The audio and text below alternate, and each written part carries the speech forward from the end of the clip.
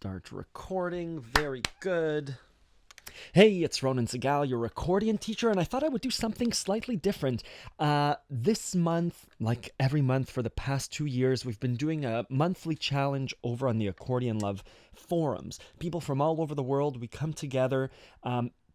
We're from different experiences, but we all do the exact same monthly challenge. This past month was all about volume control on the accordion, and everyone submitted either video or audio. And I thought I would share some of the entries with you, and give some feedback about what I learned about volume control from my students, but really we're all learning. I just went through each performance, each submission, and gave my feedback, but I wanted to highlight five or six of them, just to show you what I learned as well as what I read from other students learning. I'll share my screen. I chose basically at random. There were wonderful performances. This is just a random sample that I chose that highlight a few things that I thought were interesting. So up first is Rika, and Rika plays Tumba Lalaika. I'll play maybe a 5-second clip from each performance, and I'll express what I learned from each performance. So Rika.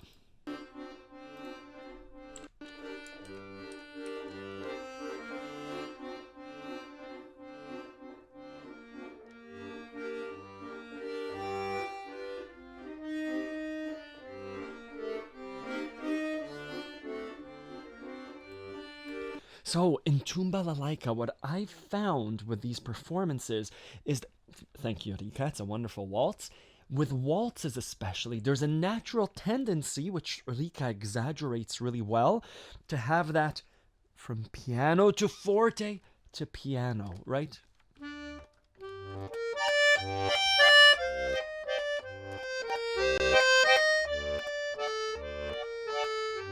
And especially on Tumba Lalaika, Rika does this really well. When we go up, the song gets louder. Tumba Lalaika. And then maybe down, quiet.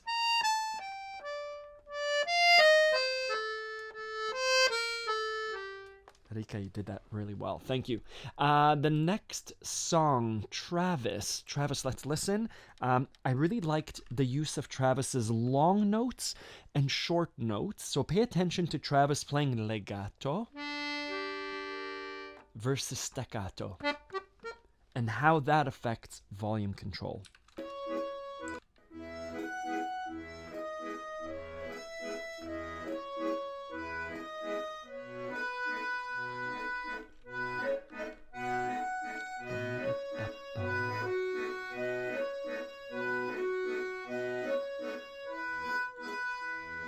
Right, so there's different control of the bellows when we're playing.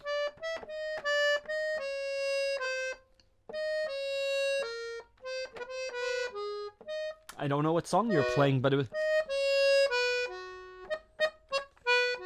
Right, so there's different control of the bellows that we have to do when we're playing long and short notes. It requires quite a bit of effort to maintain a volume, and Travis, you do that really well. Right? I need to maintain the pressure in my bellows, or I need to push a bit more air in order to get my staccato notes to be loud and clear. So Travis, you did that really well. Evo. Evo, let's listen. What I want you to pay attention to in Evo's performance is Evo's phrasing. Evo chose a difficult song, a more challenging song, but I want you to pay attention that every phrase has a beginning, a middle, and an end. Evo doesn't bite off any of those phrases. Let's listen.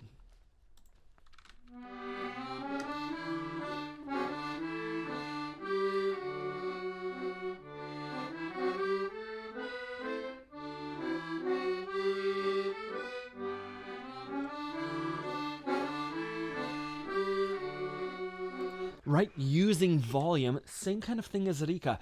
Do da da da da da, do do da da. Next, boo ba da ba da da, da da da da. So using dynamics to define a phrase, starting off low, getting higher, to the end. We're in the middle, and the middle, back to the end. And Evo, you do that really well. Let's keep going. This is a good one too. Viv and Pete. Viv is gonna accompany Pete, and when accompanying voice, Viv's job is to support Pete. Pete's voice will be loud and clear. Viv is not competing with him. And watch Viv watching Pete. Viv's head isn't down. She's watching Pete to see his dynamics to match him. Let's watch.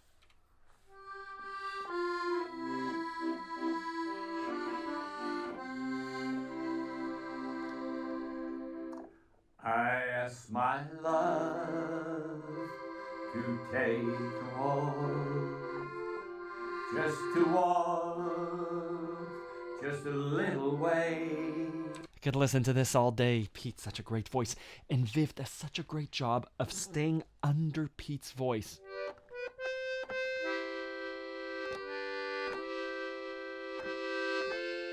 Right? She's not competing with Pete. She's providing this beautiful padding and staying awake to see what Pete is doing. Beautiful performance. Next, let's look at Nora performing When the Party's Over by Billie Eilish. I want you to pay particular attention to Nora's use of silence in between phrasing. Nora uses silence to clearly define the beginning and ending of phrases, and they use silence to keep the listener engaged. Let's listen to Nora.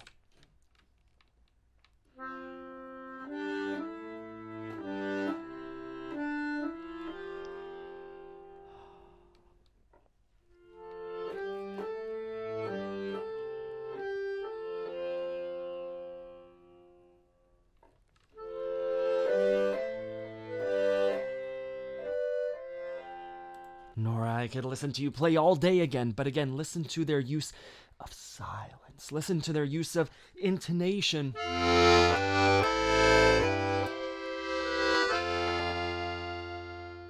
not being afraid of leaving that silence. As a listener, I'm fully engaged in this. Let's listen to Cindy. Cindy, playing Nocia number 1. Another example of silence and phrasing, repetition.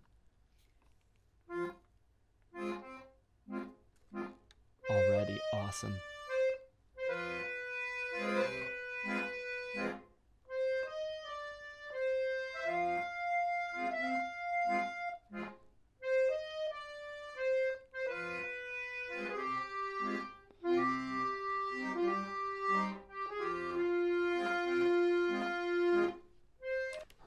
So clean, Cindy.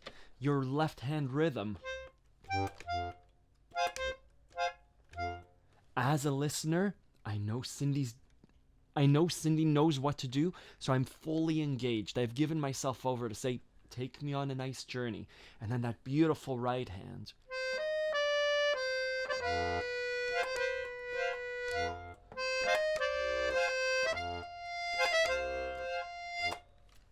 Awesome. She's not filling in those silences. She very easily could be, which is a bit heavier, but you start off so lightly. Well done. One more. We have Steve with a button accordion.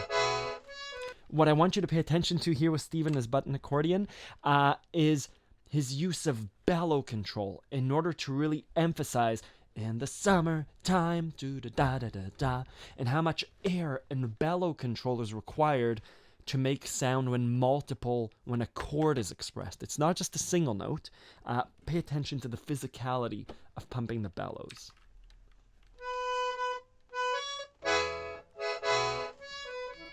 Quiet.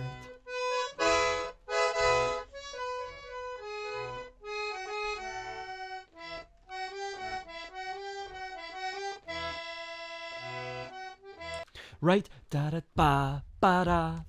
Awesome. You've got me engaged. There's dynamics in the playing. I'll pause there. There were over 40 entries in September. Each one I'm learning from and I give feedback to. So really great job to everyone. Something that's common, And this is common in video. One example in video, and I don't do this, but one suggestion for actors on film, especially someone who hasn't been on film, is to exaggerate to a level of 11. Your voice should go high and your expression should be big, because on camera, it won't appear like 11, it will appear like an 8. And so instead of just keeping things like this, we try and exaggerate. And it's the same thing with our dynamics. When we play music, the difference between soft and loud, we should exaggerate the silences, and we should exaggerate the very loud, the forte. We should exaggerate our dynamics and the differences between them, because we might think that we're playing loud or quiet, but on camera and even in a performance, it comes across as not being that big. We might think we're playing very loud, but it comes across as kind of loud. We might think we're playing quietly, but if we take our time and we do what Nora did so well and Cindy did so well, and we give time to that silence, and we do what Steve did with his forte pumps, and we really use those bellows, our accordion can be really loud and really quietly, and we should play with that exaggeration. So really, there's a physicality to it. That's what I learned from, that's one thing I learned from the monthly challenges. The other thing that I learned, there were 2 performances of Libertango by Eric and by Kyle. And I loved, and Sound of Silence as well, where I think there doesn't have to be rhythm. It could be...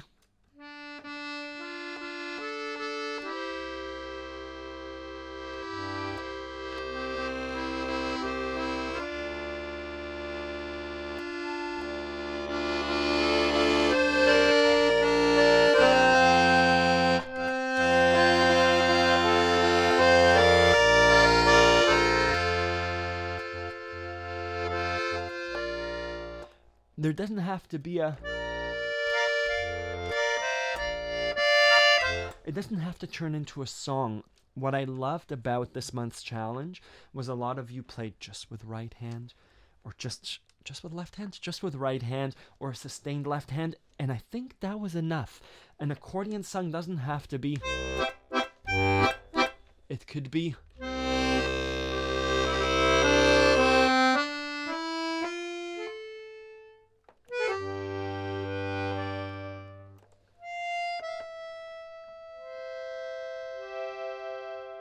So play with dynamics. If you're interested, all of the monthly challenges are available on the forum. I'll link to the forum in the description. If you want to give it a try, the monthly challenges are open to Accordion Love members. We have a new one every month. I'm just about to record the October one. Yeah, give it a try. It's an awesome community. There's a free 3-day trial. Come and join us. Let me know if you have any questions. Thank you to everyone who participated in the September monthly challenge. See you next month.